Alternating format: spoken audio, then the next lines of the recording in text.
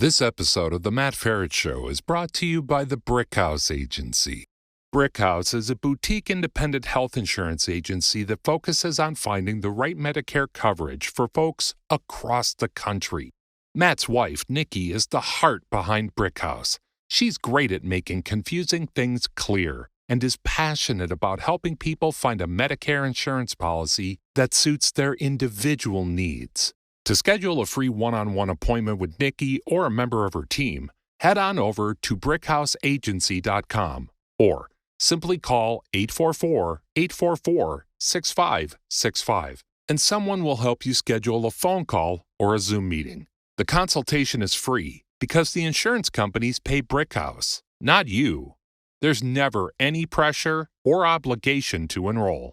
Your clearer, simpler Medicare journey is just a call or click away. BrickhouseAgency.com. Not affiliated with or endorsed by the government or federal Medicare program. Contacting Brickhouse Agency, LLC will direct you to a licensed insurance agent. Hello everyone, this is Matt Feret, author of Prepare for Medicare and Prepare for Social Security Insiders Guidebooks and online course training series. Welcome to another episode of The Matt Feret Show, where I interview insiders and experts to help light a path to successful living in midlife, retirement, and beyond.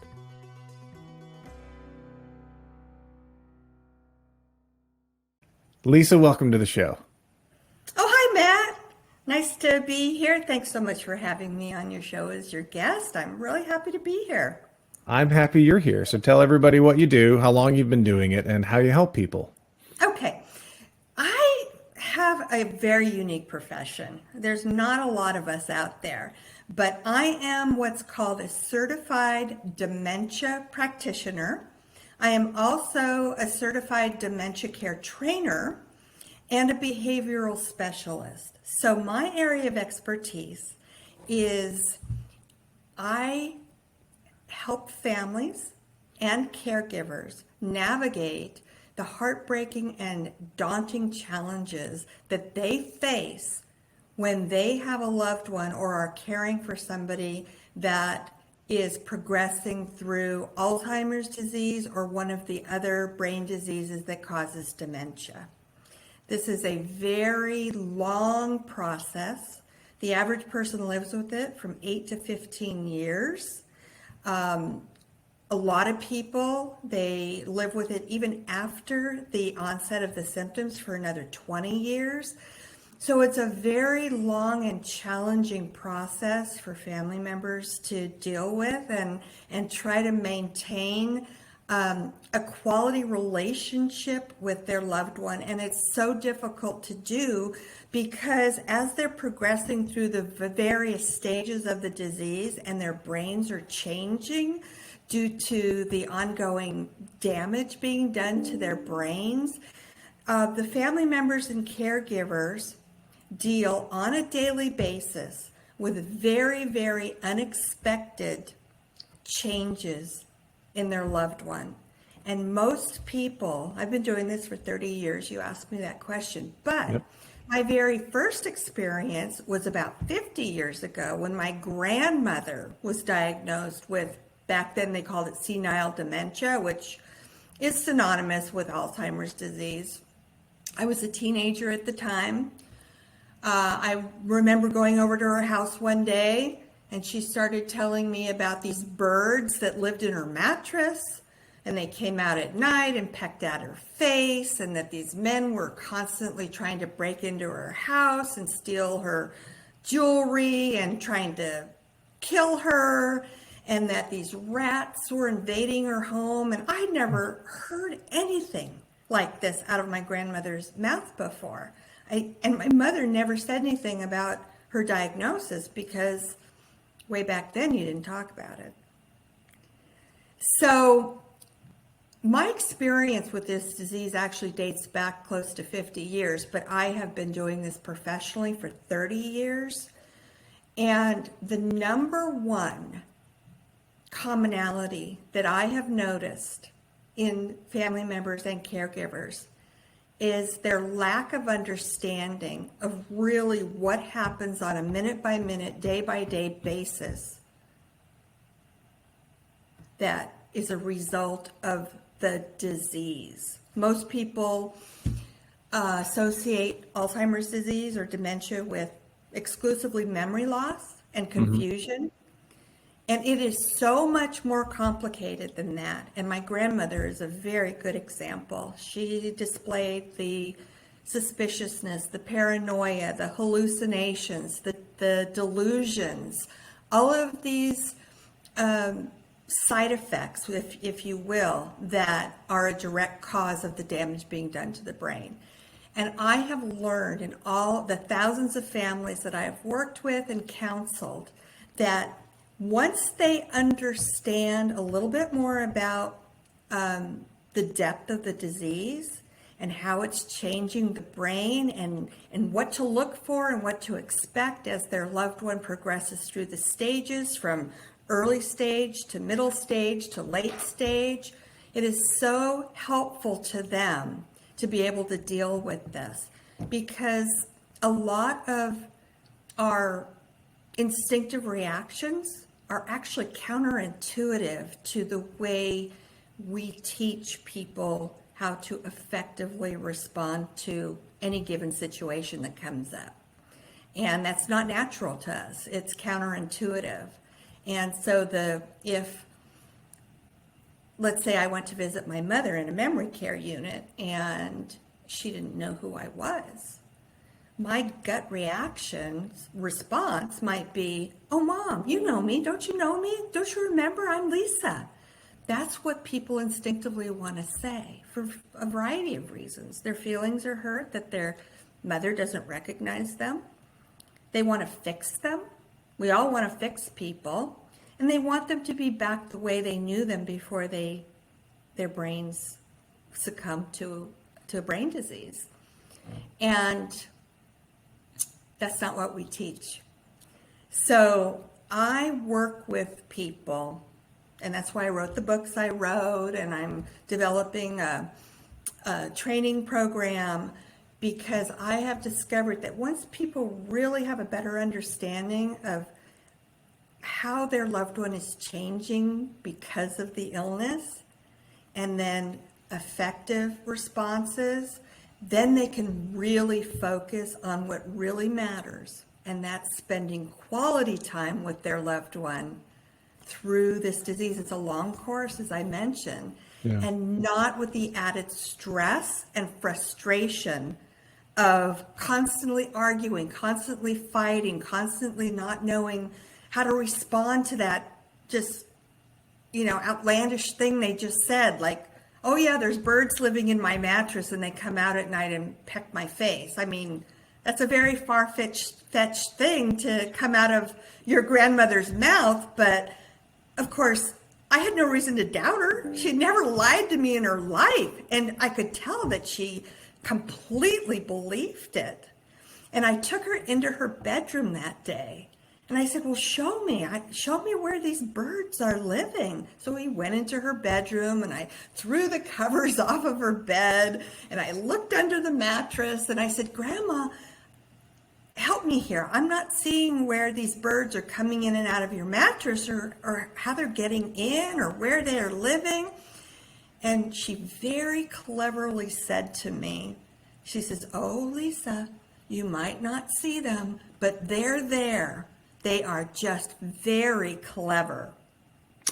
And I have realized, because I've worked with so many people who suffer from Alzheimer's disease, I actually have had 8 of my own family members suffer from one of the brain diseases that causes dementia. My grandmother happened to be the first, but I've also worked with them. And one of the things that I noticed about this disease is they are able to come up with very clever responses to a lot of the things that they don't understand, that they don't want to admit, that they don't understand your question, or they don't understand what you're asking of them. And I thought it was really cute because my grandmother came up with a brilliant response to me saying, I just don't see it. And she says, oh, but they're very clever. And I thought that was a brilliant response. And they get really good at it, really good at it. So Yeah. we have to figure those responses out too. So at age 15, that sounds like a very scary thing for a 15-year-old to hear out of your grandma's mouth. And I suspect then looking back or maybe talking to your parents about it, that wasn't maybe the first sign. And you mentioned in the first couple moments of the show, early, middle, and late. So do you mind if I ask you questions in that type of three-pronged approach early? And we'll start with, what are some of the first signs of any brain related dementia or Alzheimer's?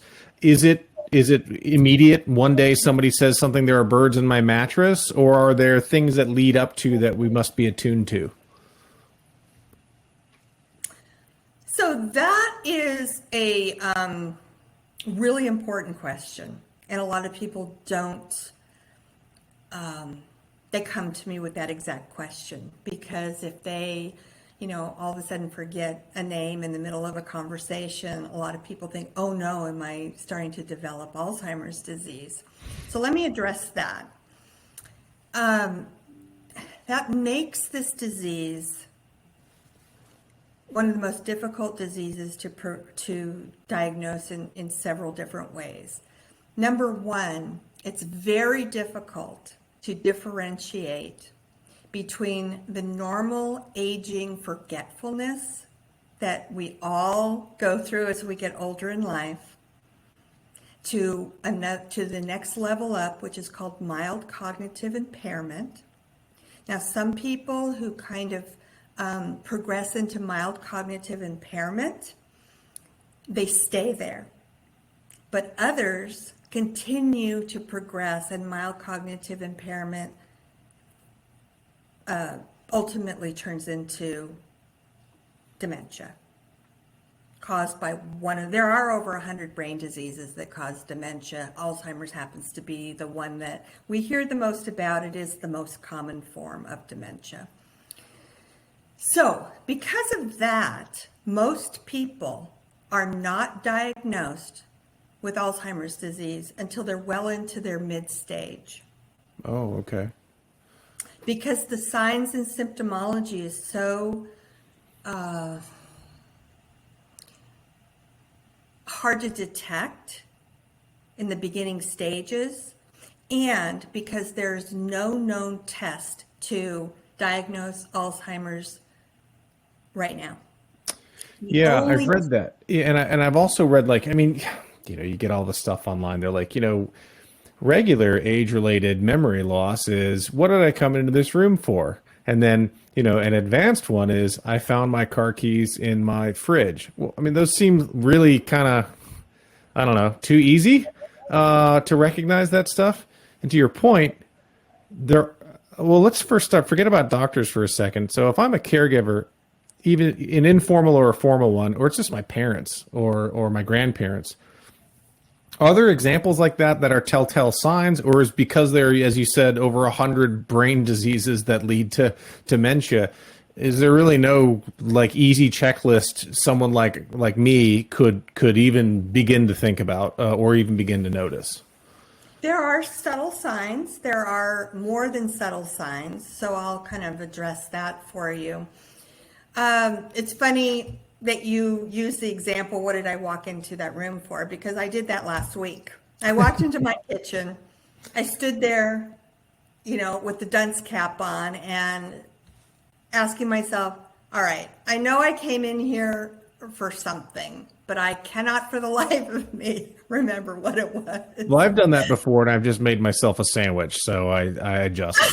Yeah. So I turned around and I walked out. I got a few steps out, and then I go, oh yeah, now I remember. I think this happens to all of us, forgetting that our sunglasses are on top of our head, or the I car. just had that happen to a friend of mine. He was looking. I said, "What are you looking for?" And he said, "My glasses." And I said, "They're on your head." And he went, Yeah. Ah. Oh, I think we've all been there, done that. Okay. These are very normal signs of aging, forgetfulness, but also if we're younger, There's signs of us being distracted by other things, or, our lives are busy, our phones are blowing up, and we just forget, we're not paying attention. So that happens to everybody. Not to worry. That does not mean you are starting a brain disease that'll cause dementia. So you've got that normal aging forgetfulness that you read about, and that's pretty common. But I think when the need arises to really start worrying or being concerned that these are not just common, normal aging situations that we all experience from time to time, that maybe there's something really wrong with us. There are more blatant memory issues that do arise in a kind of a late early stage or early middle stage that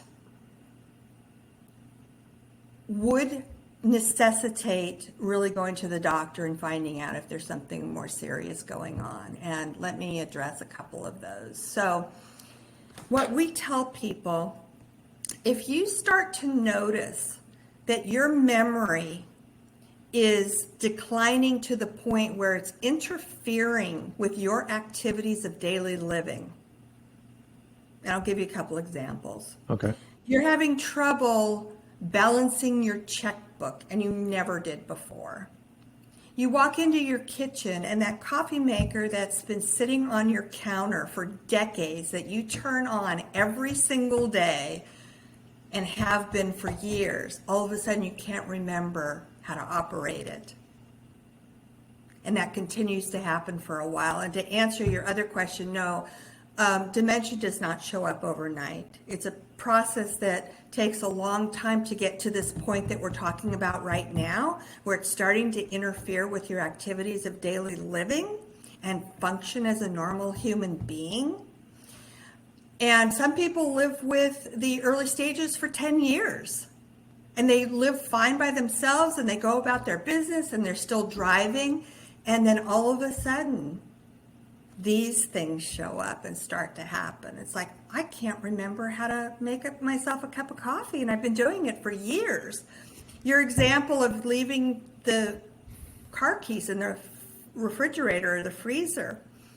One of the good examples that I like to use is one of the differences between normal aging or even mild cognitive impairment and a really serious sign of a brain disease starting to develop or has been developing is you take those car keys out of your freezer and you can't for the life of yourself remember what those keys are for. You don't know, you can't remember, you're so confused, you're looking at these keys going, okay, I don't think they belong in the freezer, but for the life of me, I can't remember what their use is and what I'm supposed to do with these.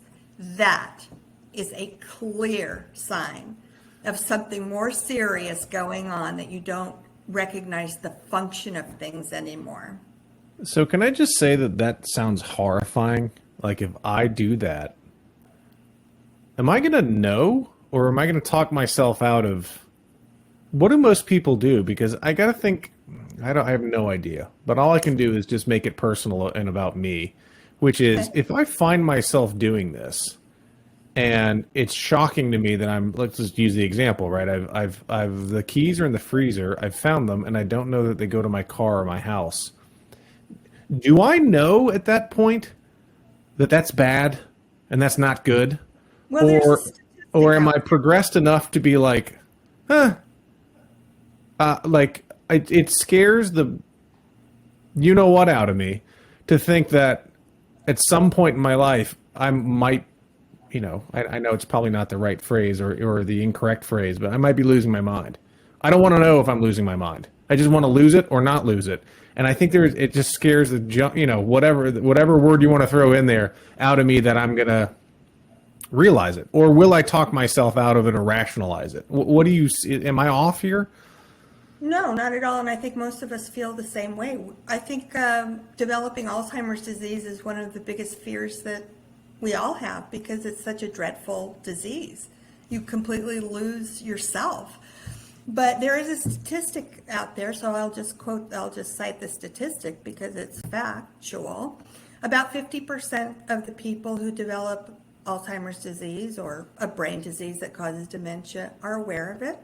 And about 50% of the people have no clue that there's anything wrong with them. So obviously my grandmother didn't have a clue that anything was wrong with her, but I've known so many people who are in the various stages of the illness, and they know that their brains don't work, and they tell you, my brain used to work, but it's not working the same way anymore, so you're just going to have to bear with me. And they verbally tell you that, as long as they can still verbally tell you that, and a lot of them can't. They can't articulate their feelings anymore after a certain point. That's got to be, yeah, like, I don't know. I'd almost rather, I mean, these are horrible things to say or even think about, but I'd almost rather just have cancer. So I know I've got it, and I know that maybe I'll, get treatment and maybe not, and maybe this is it. But to know that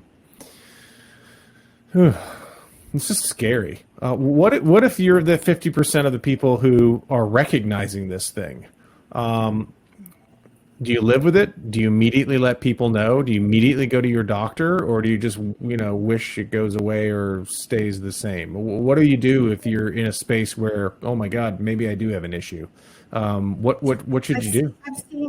I've seen all types of responses to it. I've seen people who kind of ignore it because they don't want to have to admit that there really might be something going on with them cognitively.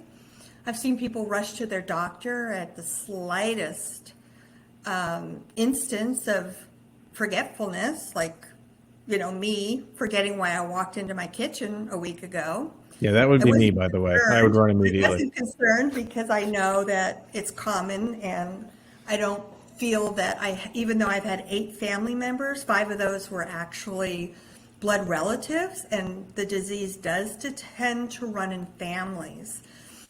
I didn't panic and say, oh, it's starting, because I know that's a common aging, part of our aging process.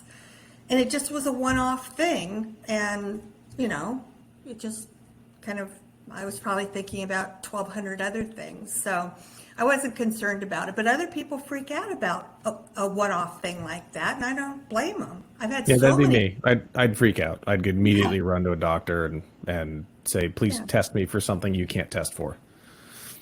I have seen a lot of elderly people who know, they're aware that something is not right, that something's changing, but they try to hide it from their adult children because you got all kinds of cases. But a lot of times it reaches a point, and it's usually right there starting in the middle of the disease, where it becomes so blatantly obvious that you're not going to hide it from anybody. One of the common symptoms that happens in the middle stage is people start repeating themselves. And that's a pretty sure sign that there's something starting or has been going on for a while. They repeat in the same conversation the same question to you over and over and over, and they don't let go of it. So they might ask you 27 times the exact same question that they just asked you 2 seconds ago.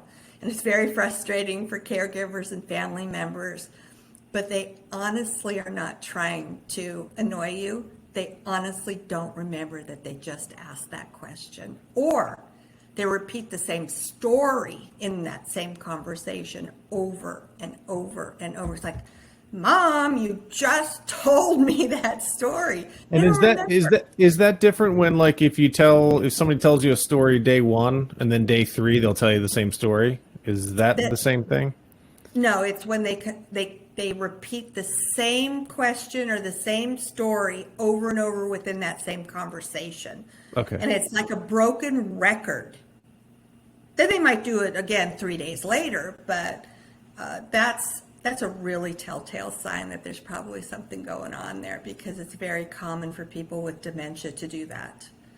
And so the 50% that don't know it, obviously their family members or their friends or their caregivers, what have you, will know it. How Let's say they important? suspect it. Suspect They it. probably by Fair. then will suspect it. So what if I'm in that category where, I don't know it, but everybody else around me is starting to see something, either I think you said like late, early, or early middle. What do I do? That's probably the time that you want to go to your primary care physician and discuss the symptoms that you're seeing, the signs that you're seeing, and your loved one may sit there and say, I don't know what my daughter's talking about. She must be talking about somebody else, because that's not me. I mean, they're the 50% that aren't aware of it. It's not necessarily because they're in denial. It's just because they don't know. And, the other 50% would say, yeah, I'm starting to get really worried about, because what my daughter's telling you is the truth, and it's happening more and more and more, and it's on a regular basis. And, I can't make a grocery list for myself anymore. I can't remember how to write the words. And then when I get to the store, I don't know where to go to get the items. These are all common things that happen to people. So again, 50% of them are going to be aware of it and agree and say, yeah, what she's saying is truth. And then we believe it's time to see if there's something serious going on with me. And then the other half are, I don't know what she's talking about. That's not me she's describing. Yeah, I've got to imagine for that 50% that says that, I don't know what she's talking about. There's got to be some. I mean, that's going to cause tension in a relationship. I mean, my daughter's, trying to ship me off, get me out of here. I'm angry at her, and I'm not doing this bad. There's got to be, and then that makes probably the person who's observing it probably reticent to actually say something, maybe for a little while, because they don't want to make dad or mom upset. Even though they're seeing these things. How have you worked with people to kind of handle that family dynamic of, I'm not accusing you of anything. What I'm trying to do is tell you what I'm observing, but the recipient, right, the person who may not know what's going on or may not see what you see, isn't about ready to hear this, and they don't want to acknowledge it. How do you counsel people to handle those situations? I work with them on how to effectively respond to those type of reactions without causing what we call in our realm, in our arena, a catastrophic reaction. And that's what happens when somebody is reacting to something they hear, or that a loved one or a caregiver might say to them, that because of the damage being done to their brain, to us, it might be kind of more of a little deal, but to them, it's like a huge deal.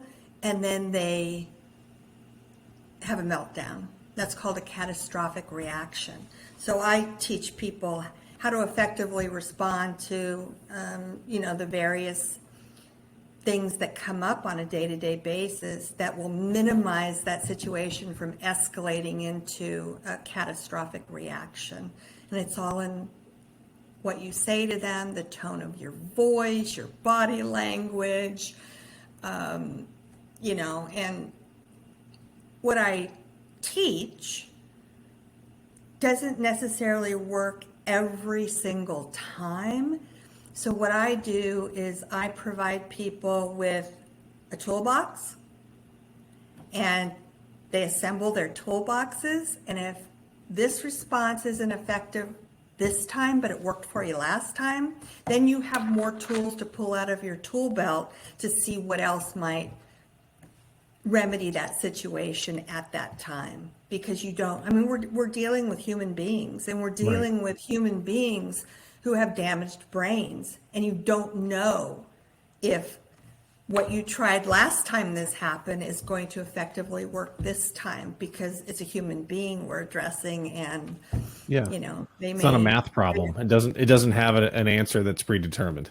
That's exactly right. So the more tools you have in your tool belt to pull from, then it makes your situation easier because, okay, this didn't work, but let me try this strategy until you find something that does work. Or if you don't find anything that does work out of your toolbox, then there are other options that you can try, like taking them into a different room and kind of distracting them or redirecting them. But you have to know all these things. It takes very specialized training to not only care for somebody with brain disease, but have a relationship. And that's where the families are just as impacted by this disease as their loved ones, because these are the examples of the things they deal with on a day-to-day basis. And, they feel anger and frustration, and they feel hopeless. It's like, I just wanted to visit with my mother and it's turned into this big thing and I don't know what to do type of. Sure. And that happens to, on a daily basis.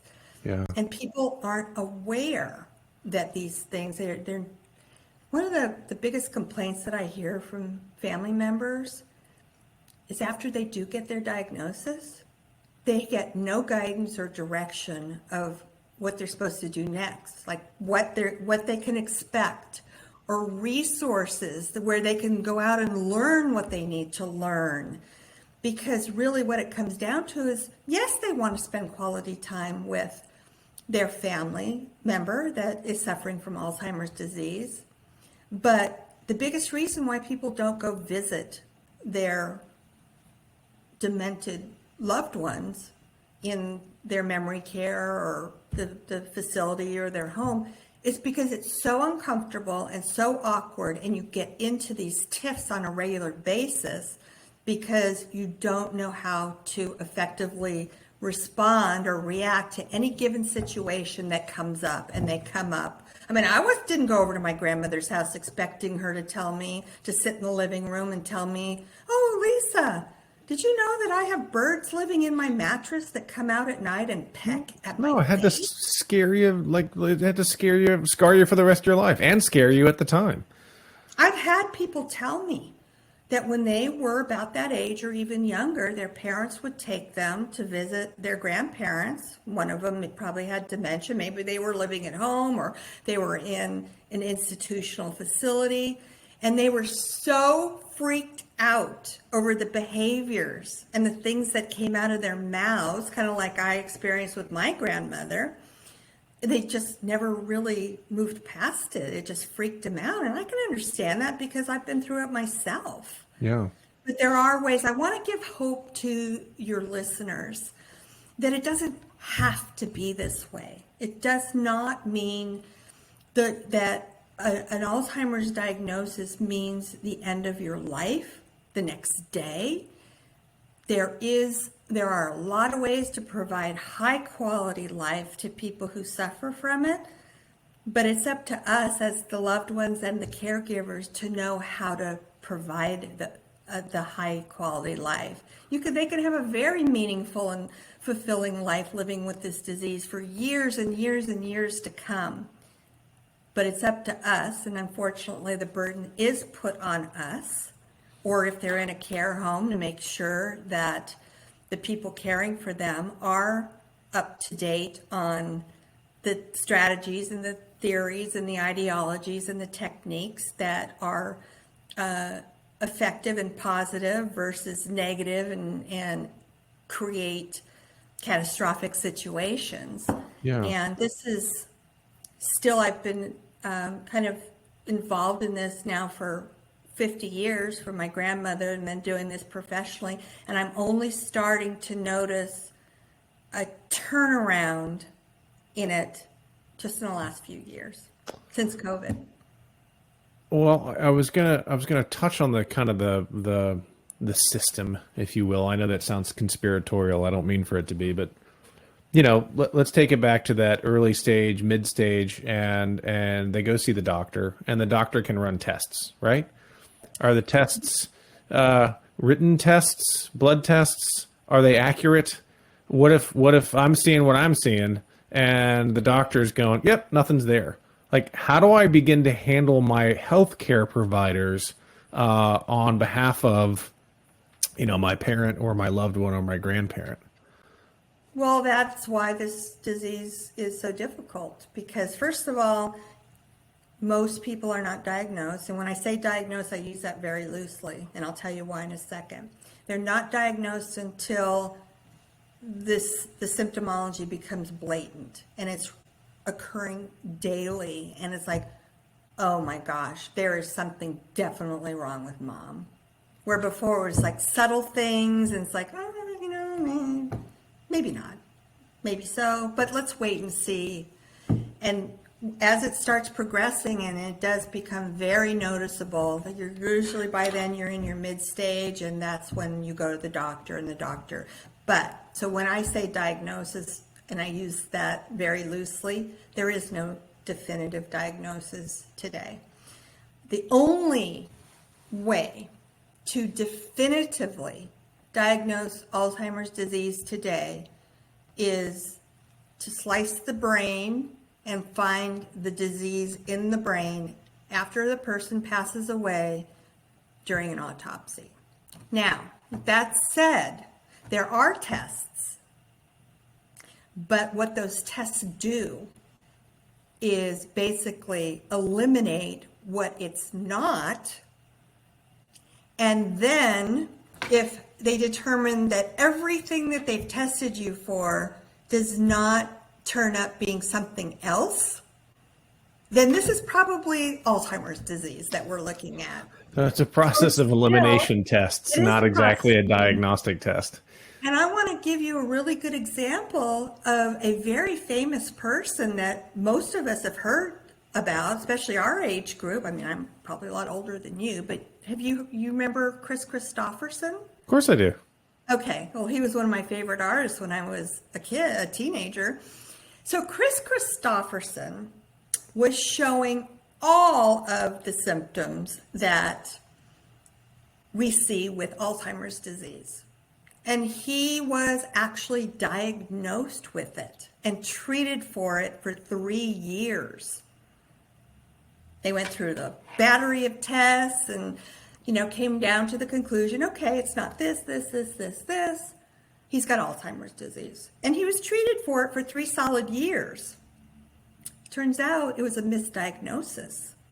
Somebody, either they had a friend who was a doctor, or the doctor thought of the idea, but long story short, somebody had the brilliant idea to test the man for Lyme disease, and it was positive. So he did not have Alzheimer's disease. He was suffering from Lyme disease, and a lot of the symptoms of Lyme disease, once it gets into the brain, mimics dementia. They took him off all the treatment plan that he had been on for 3 years for Alzheimer's disease and treated him for Lyme disease. So that's what I'm saying. It's that process of elimination, but it's not an absolute. And the other thing, I'm going to throw another wrench into this scenario. People very commonly suffer from what we call mixed dementia. And that means that you are actually suffering from not one brain disease, but 2 or more brain diseases simultaneously. So try to figure that out. I just closed my eyes. Yeah, I know if you're listening to this, you can't see it. And my brain's trying to process that. Yeah. So you Because, you did say there are over 100. Why couldn't it be more than one? Of course. And a lot of people just have no clue that that's even a possibility, let alone that that's happening to your loved one, that your loved one is suffering from Alzheimer's disease and maybe Parkinson's disease and maybe vascular dementia all at the same time.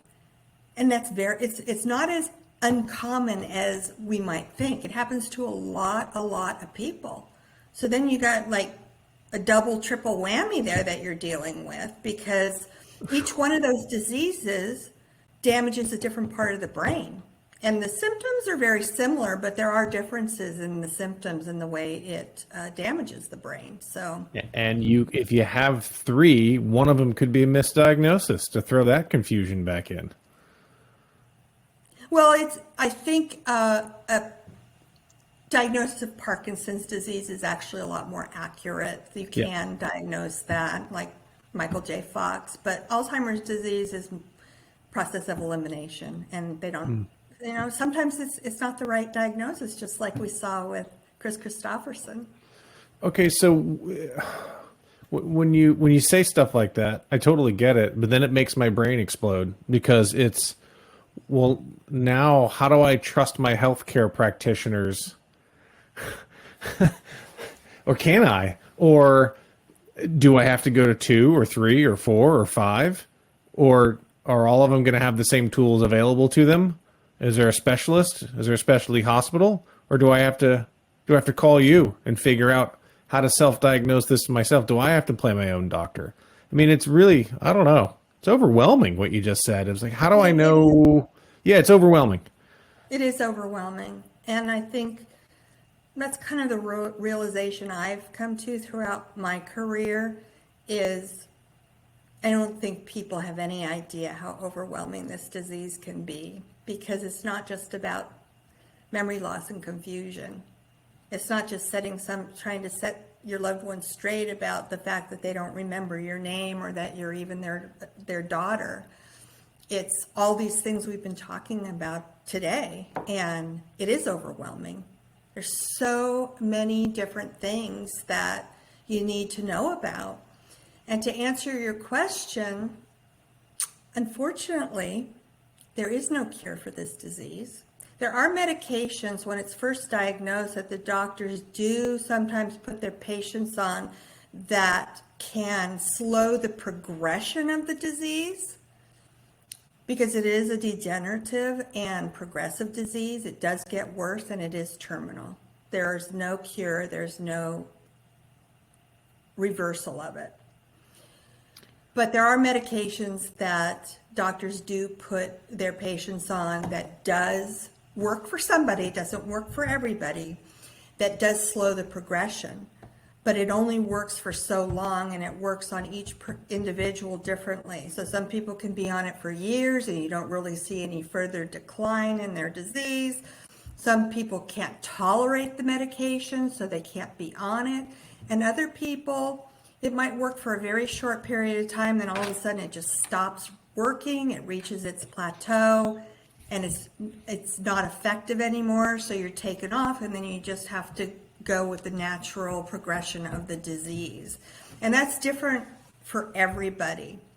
And so because there's no cure and there's no real treatment, I think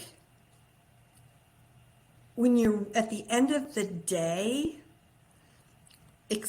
with the exception of somebody like Chris Christopherson, who had a misdiagnosis of Alzheimer's disease, and then he actually had something that was treatable. Lyme disease is treatable. And he spent 3 years being treated for something that he didn't even have. You kind of just go with the flow and you follow the symptoms that the person is displaying to really, that's really what's going to matter, is that you are doing everything you can to provide a meaningful and a high quality of life and a useful life, a purposeful life. And maybe at the end of the day, it doesn't really matter what brain disease it is, because there's no cure for any of them. Lyme disease is not a brain disease. It's a disease that we get from being bitten by a tick. Right. But these are brain diseases that we're talking about, and there's no cure. Right. So we want to create the best life and the best world possible. And in order to do that, we need to learn how to recognize the behaviors, the signs, and also very importantly know to how to effectively respond to them. That's key to it. All right, so we'll go. I want to go there. Where do I start? What if I suspect? What if I already know? What if I'm already halfway into this and I'm dealing with a big sense of overwhelm? Should I start with your book? Should I start typing stuff into a search engine and hoping and praying something relevant starts up? Do I call the Alzheimer's Association? Like, do I have a local support group? Where do I start? What steps do I take in order? Because I want to provide, the best life I can for my loved one. So how do I take care of them first? Where do I start with this thing?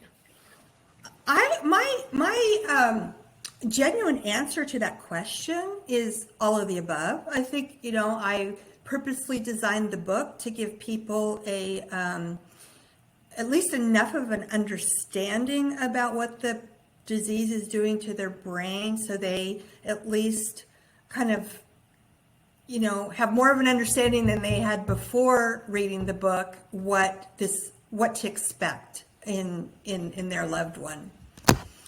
The Alzheimer's Association is an excellent resource. They have an 800 number that is available to people 24/7. You can call it and ask the person that answers the phone. They may be nurses, but if they're not nurses, they're trained in Alzheimer's disease dementia.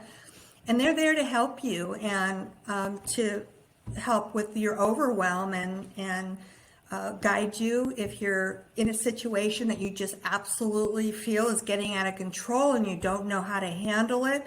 That's a resource for you. So know what resources are available to you. Support groups are wonderful. I led support groups for years. And not only did I discover, and I think this is really important for your listeners to know, not only did I discover, because when I first started leading support groups, I really believed it was all about helping the caregiver who was there or the loved one who was there understand what was happening to their loved ones so they would know all these things that we've been talking about today. But what I didn't understand, which I do now from leading support groups, is they are desperate for acknowledgement and recognition of what they're experiencing too. That their lives have been shattered. Their lives have been turned upside down. This is probably one of the hardest diseases that can strike any family for a variety of reasons, that it lasts a really long time. I mean, even if you're an average 8 to 15 year person, that's 8 years of dealing with this disease on a day-by-day basis. Yeah. Like I said, my grandmother had it for 20 years. And if you want to maintain a relationship, a healthy relationship with that person, when all of these behavioral issues come up and personality changes and they start screaming at you and accusing you of this, that, and the other that you didn't do, like you just stole all their money, drained all their money out of their bank account. You didn't do that, but they believe you did. And once they get an idea in their head and they believe that something is true, good luck trying to convince them that it's not. So there are very strategic ways to handle every single one of these situations. And that's what I teach people. That's what I teach these families. So it's a really good point. So you have to not only learn everything you can and use all the support groups when you're helping a loved one or a family member or a friend, if you're in that position, but also you got to take care of you. That's a caregiver message that doesn't come across enough. Of you got to figure out how, I mean, it's going to impact your family. It's going to impact if you have kids, even if they're adults, if you got grandkids, right? It scared you at age 15. You still remember it today, right? The parent, you have to walk people through these things. And the same advice applies then, which is not only do you have to have, right, if you're taking care of somebody, resources and go get help and go learn and go be part of support groups and call the Alzheimer's Association, but you got to get involved in caregiving groups too. I would imagine that the support there you need from all those angles is probably, sounds like you're saying it's equally as important. Both It are is. important. Absolutely. It's equally important. And then another thing that commonly happens, you talked earlier in the beginning of our conversation about family dynamics. You have no idea the family dynamics that, family members form camps, and one feels this way, one camp feels this way, and the other one feels that way, and they're constantly fighting with each other and disagreeing. Or one of the other common things I hear from adult children, and it's not exclusive, but the person that is typically tasked with the sole responsibility of care and making decisions are the eldest daughters. And I hear from a lot of them that my brother, my sister, they do nothing to help me out.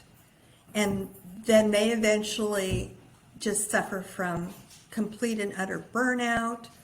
I had no idea what I was getting myself into. I stopped the world. I want to get off. And if you don't take care of yourself, you're not going to do your loved one any justice, because you have, really created a nightmare. Didn't feel like you've been thrown into a nightmare or the eye of a storm that you can't figure out a way to get out of. A lot of caregivers are suicidal because the stress of caregiving for somebody with this disease is so overwhelming to them, and I can't do this anymore, because it's year after year after year, and they feel like they have no friends left, their friends have abandoned them, their brothers and sisters have abandoned them, that it's all up to them and nobody understands what they're dealing with, but they feel that obligation. This is my mother we're talking about. So, a lot of family dynamics that go on as well. That. How do you say you are that eldest daughter, or you're just the one giving care, and you've got siblings? Any advice of getting out in front of that early on, or do you ask and then stop asking? Do you bury it and let it all come out at once? What's the counselor approach, I guess, to this? If you've got siblings and you're the one, or on the other foot, your other sibling's the one taking care of. What can you do to support your sibling? Well, I would advise that the family discusses the situation proactively versus reactively. So have this conversation when your parents are starting to age and say, okay, guys, if mom, if dad, if grandma, if grandpa, let's have a plan. Who is going to be the caregiver? Who's going to help with the caregivers? Where are they geographically located? Maybe one's in Alaska and you're in New York, and that's going to be a very difficult obligation to fill. But I would say that probably to start with having a conversation with your family members. If this happened to your family, have a plan. And let's say it comes down to one person is pretty much elected to have the sole responsibility of being decision maker and have to deal with everything that comes along with it, all the legalities. If it doesn't work and they can't do it on their own, then have a plan to have help. Whether bring somebody in several times a week. It's very expensive, and it's private pay unless you just happen to have a long-term care insurance policy already in place when the symptoms show up. Right. If you don't, then you don't qualify for long-term care to help supplement the cost. And the cost for full-time care is prohibitively expensive. $12,000, $15,000 a month. How many families can afford that? And that's why a lot of families try to do it themselves. So I would say have a plan long before you reach the point where now you're reacting to the realization that mom has Alzheimer's disease and oh my gosh, now what do we do? And nobody wants to or is able to help out. And then you start building up all that resentment. Plus you're dealing with the physical challenges and emotional and mental challenges of it. So I would start there. And then the other thing that I would advise, if you do suspect that your loved one or the person that you've been asked to care for are showing signs of the disease, but maybe they're just still kind of subtle, learn all you can about it, because then you'll be prepared. And being prepared is will make your life so much easier than figuring it out when you're in the middle of, or trying to figure out when you're in the middle of a crisis. Let's go late stage. And what does that look like? When do I know whether or not it's time for mom or dad to go into a memory unit? Or when do I know it's time for my spouse for full-time care? What does that look like?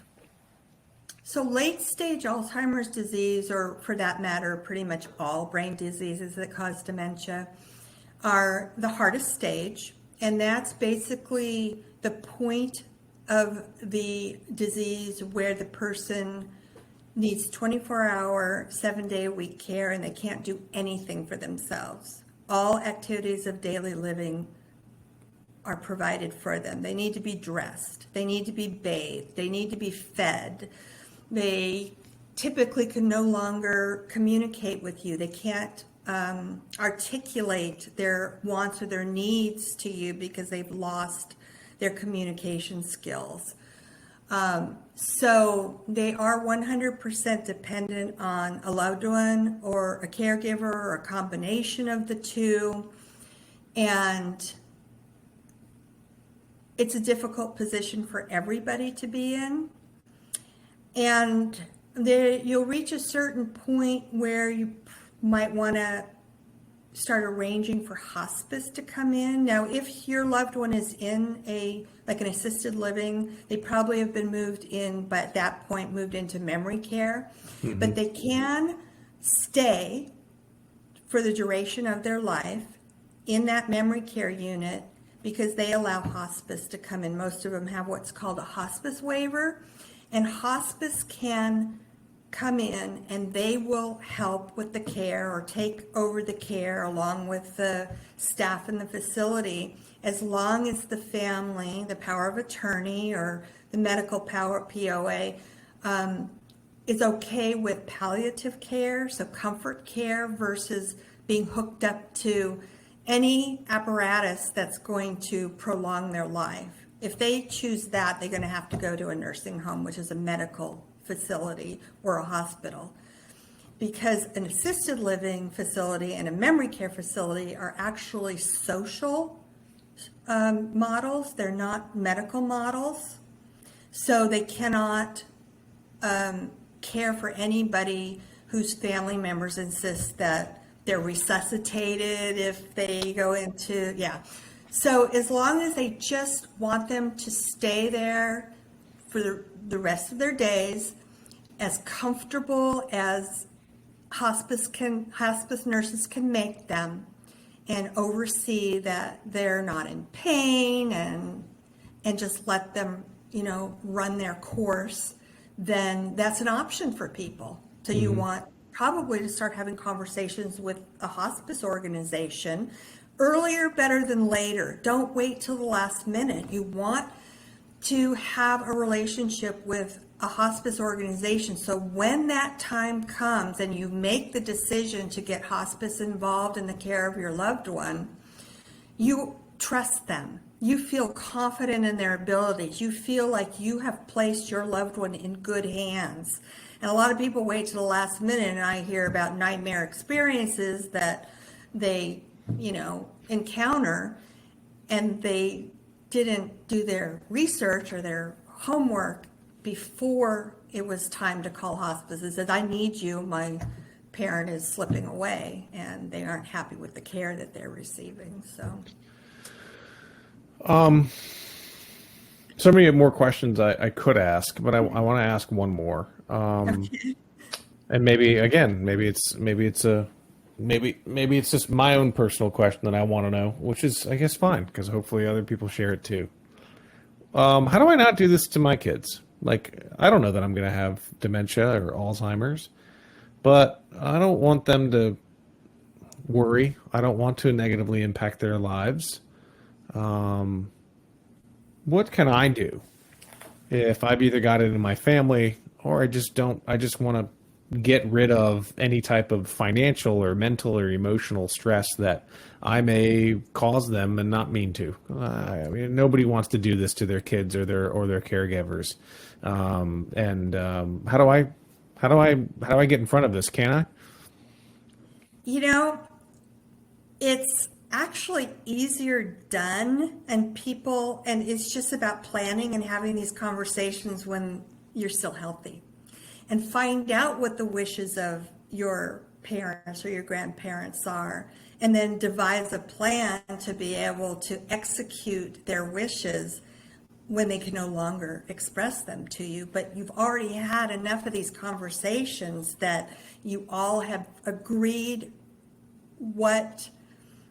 how it's going to be handled within the family before you get to the point where you just, how are we going to pay for this? What kind of environment should we plan on having you be in?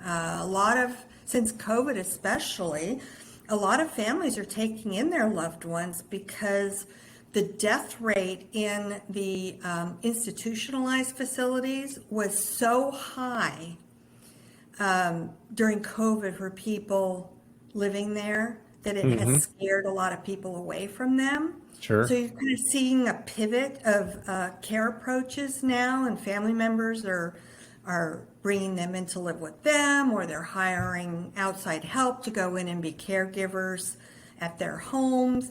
But to answer your question, I think the most direct approach and the best approach is to start having these conversations before you get to that point, because I'm going to tell you this. This is the elephant in the room. It is there. It's in your face, and it is not going away. So to stick your head in the sand or pretend that it doesn't exist or ignore it you're doing yourself a disservice, because the Alzheimer's Association and the World Health Organization are projecting, and these are true numbers, that by the year 2050, the number of people, and this is not only in the United States, but worldwide, the number of people that will develop Alzheimer's disease, and that's just Alzheimer's disease. This is not to mention the other brain diseases. It's going to triple by the year 2050. And I can tell you, as we sit here talking right now, as a society, we are not prepared. And that's 22 years away. It's going to be here before we know it. So one of my goals is to raise the awareness so people maybe can start having these kind of conversations with their families and devise a plan, or if they suspect that maybe their loved one is developing Alzheimer's or one of the brain diseases, they do start learning more about it. They start learning what resources are available to them. They are figuring out how they're going to pay for it. These are all things that obviously are going to be much better for the family as a whole if they have the plan in place and don't wait and be reactive to all of a sudden finding out that their mom has Alzheimer's disease and, oh my gosh, what do? We don't even know where to start. Right. It's been a great hour, and I could go longer, but I want to be respectful of your time, and maybe we'll have you back on again. There's a lot to talk I about. was just gonna say, I know we just scratched the surface in an hour. Yeah. So, what big question did I not ask about this topic that I should have? I really think that we did cover the biggest concern that I have as a certified dementia practitioner, and my experience working with as many families as I have, and being in the weeds, working with the people living with the disease, and setting up dementia care, memory care wings. I kind of feel like I've seen so much of what people go through, not only the caregivers, the family members, and the people who suffer from the disease. And I'd say that we did cover, my biggest message is understand what this disease will be doing to your loved one, and do everything you can to be prepared for all of the unexpected things that I guarantee will show up on a minute by minute, day by day basis.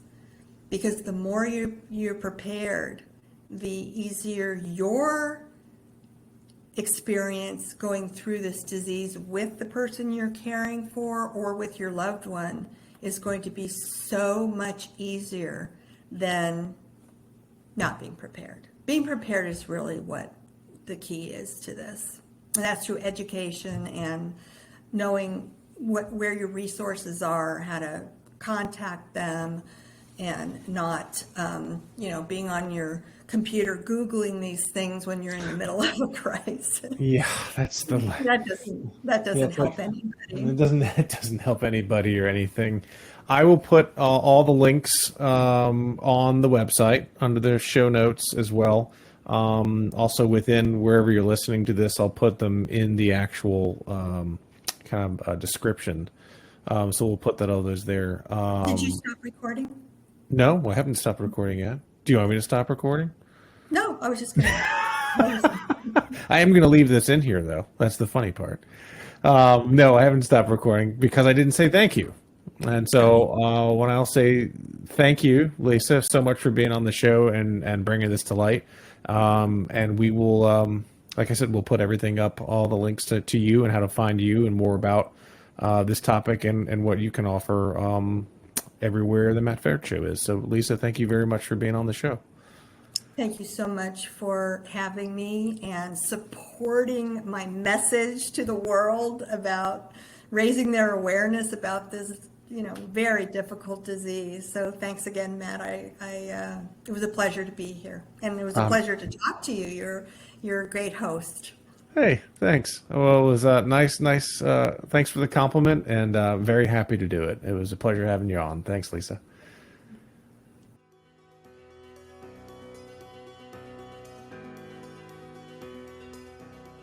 The Matt Feret Show, related content, publications, and MF Media LLC is in no way associated, endorsed, or authorized by any governmental agency, including the Social Security Administration, the Department of Health and Human Services, or the Centers for Medicare and Medicaid Services.